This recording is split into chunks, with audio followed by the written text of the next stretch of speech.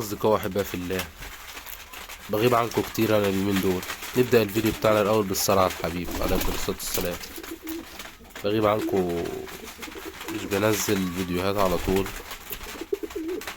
بس سامحوني بس عشان بس في شوية ضغوطات عندي وكان الله في العون، فالحمد لله على كل حال.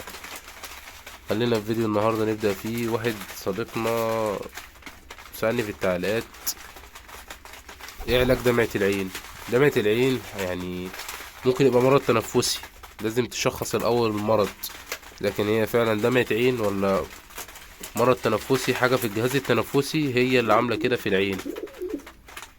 فدر يعني الصدر بتاع فرد الحمام بيشخول، في شخولة، في عطس، في كحة، اللي هو في نفر كده ولا مفيش. لو مفيش يبقى كده دي دمعة عين، لو في يبقى هنعالج الأول الايه الجهاز التنفسي الأول. في فيديو على القناة لعلاج البرد، يعني هو ده برد، عشان كده جاي في العين. في فيديو عندي على القناة لعلاج البرد الأول. مفيش والحمد لله مفيش برد، هي بس دمعة عين، فهي قطرة بشري هنجيبها من الصيدلية اهي. انا جايبها لكم معايا، انا بستخدمها اهي. نقطة هنا ونقطة هنا لمدة 3 ايام. ننضف العين بقطنة كده ولا حاجة، نمسحها، وبعد كده نقطة يمين ونقطة شمال، نقطة على العين دي ونقطة على العين دي. حتى العين اللي هي مش يعني ممكن يبقى في عين وعين، عين تعباه وعين مش تعباه، لا، وفي ممكن الاتنين.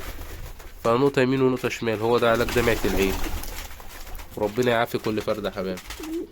ده في الأول والآخر طير أخرس، واحنا هنسأل عنه طالما احنا مربيينه. انا بس بقالي فترة ما بطلعش، والعرسة مطلعة عيني والله، كل شوية تاكل مني حمام، وبالذات الزغاليل، كلت مني زغاليل كتير.